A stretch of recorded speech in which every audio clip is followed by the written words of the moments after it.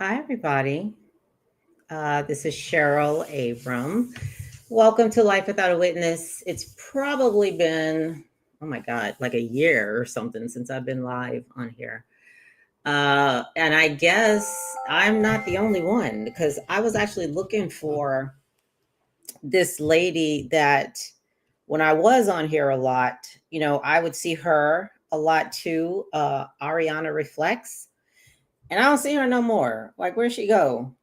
And then some other people too that had just popped up, while I was on here, and then my time on here got shorter and shorter until I just stopped making videos and stuff. So I don't know. Maybe we've all been experiencing the same thing. I have no idea, but it's not like I don't have anything to say because y'all see all these videos I got on this channel. Okay. I have a lot to say and I'm saying it. I talk to the people in my life about it. But I don't know. I just don't have the desire or the drive or something to come on YouTube and talk about it. Um, and I have no idea why. But what I have been doing lately is so, first of all, with the book Firing God, something that I say in there is that I fire God every day. Okay. And what that means is I see that I've manufactured all of these beliefs, in order to make this image that I call Cheryl. And actually, y'all, my son, my 15-year-old son, said the other day, we were having a conversation about something, and he mentioned that he said like something like you're you're just a version of yourself or something like that. And I'm looking at him like, boy, like where'd you get that from? Like, how did you like where because I don't really talk about this like that, just walking around the house and stuff, although they may hear me in some conversations. But anyway, it was just curious. So when I fire God, like that's all I'm doing. I mean, I'm not looking for answers to anything anymore. No answers to anything. But I do want to ask more and better questions. Okay, that's my goal right now.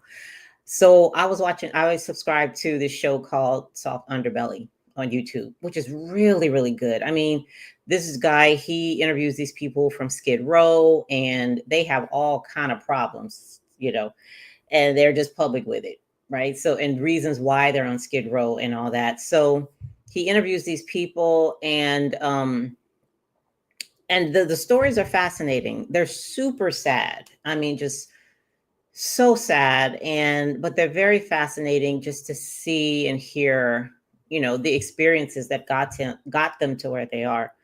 Well, today he had someone on there who really wasn't from there. Apparently, this person sent him an email and stuff. He was a flat earther, okay?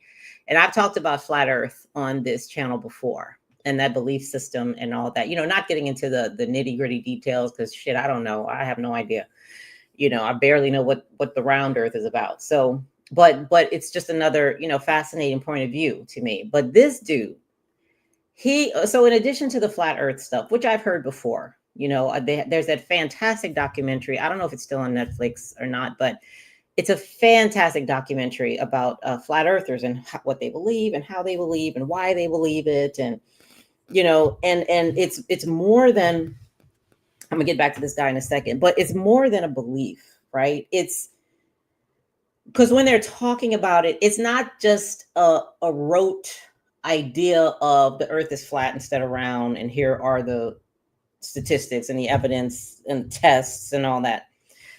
At the conference, so they have a flat earth conference. I forget where it is, but they have a flat earth conference and they were interviewing these people. And some of them were actually emotional, like crying about believing that there's a flat earth. So it's more than the science behind it being a flat. I've never heard or seen anybody cry or be emotional about a round earth. Like never. I've never seen that. Never. Okay. So this emotion and this very strong belief, in a flat earth is a fascinating thing. And it has, I think, more to do with a feeling that a person gets when they discover that they can think a different way.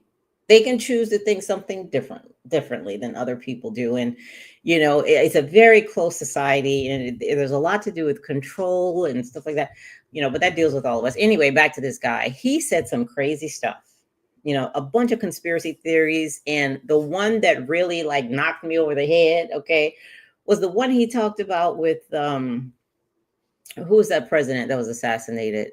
Kennedy. His theory, y'all listen to this. His theory is that Kennedy was actually murdered by his wife. He said Jackie did it, and she had a gun in her hand, and she claimed that so when you look at the video, how he shot the second time, I think it looks like his head blows up and she scrambles out the back of the car. He said something about she was going to get the rest of his skull or something. Child, I do not know, but I have never heard that before. But it doesn't, whether it's true or not is not why I'm mentioning it, because and he said stuff about there was no moon landing. There's a lot of people who believe that there's no moon landing and all that, and stuff about Pearl Harbor and all that. But the thing is, right, and I was telling a friend of mine this morning, I said, we call them conspiracy theories and, and whatever and all this stuff, but we know, you and me, okay, listening to this, we know that the truth about what's going on can be so outlandish that our brains couldn't even register it as such.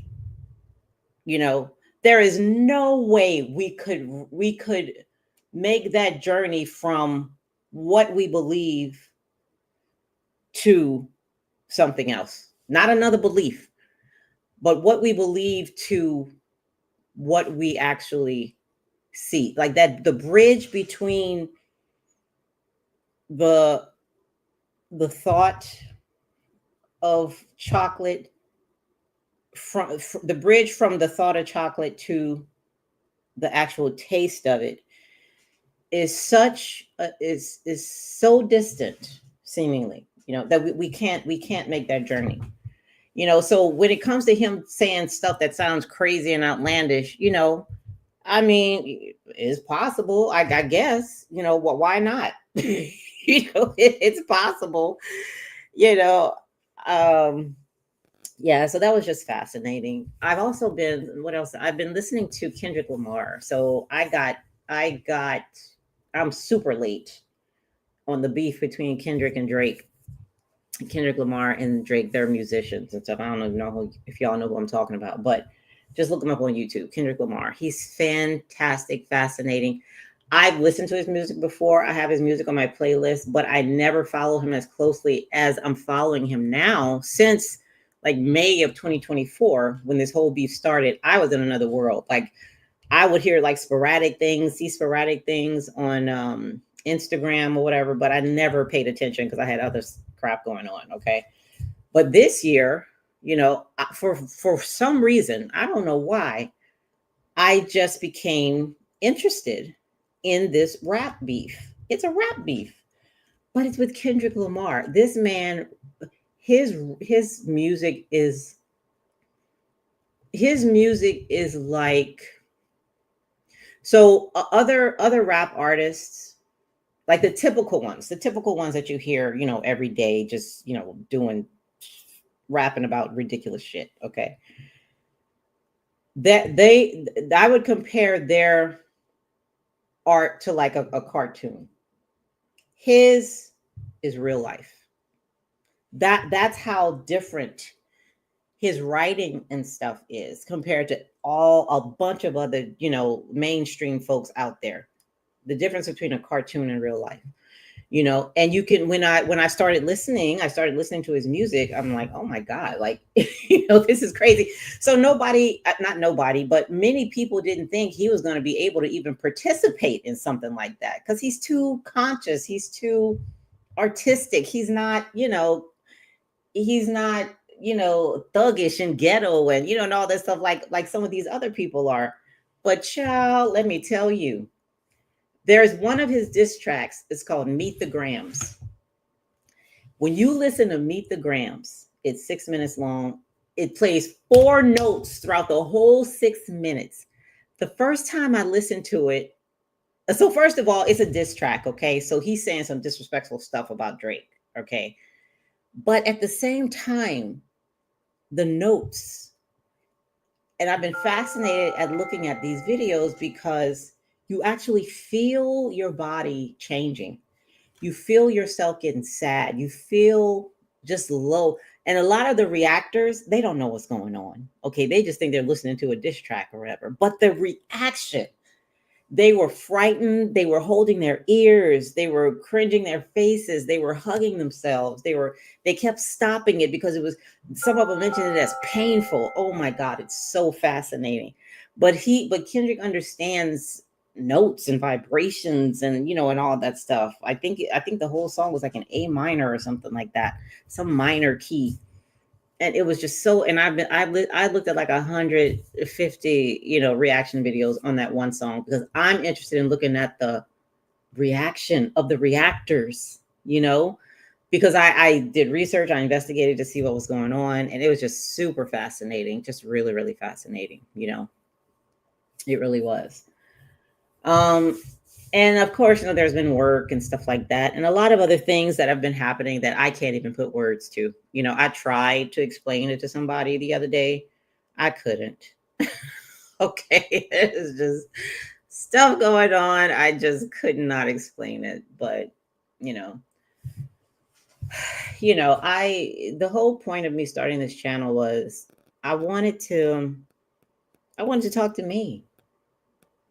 I wanted to talk to the Cheryl that I was when I was looking to be a better Christian. At least I thought that's what I was looking for.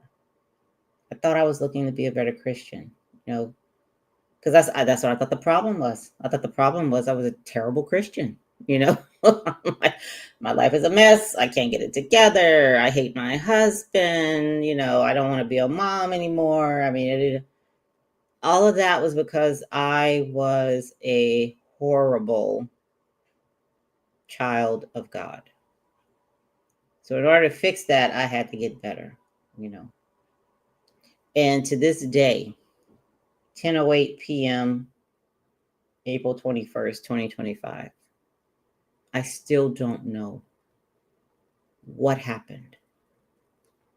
I don't know how it happened because I wasn't looking for it. I wasn't expecting it.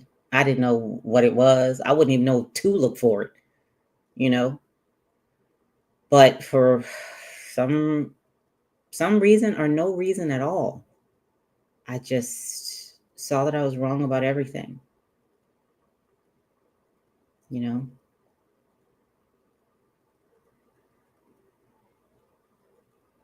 Everything. All right. Well, y'all have a good one. And I may talk to you later.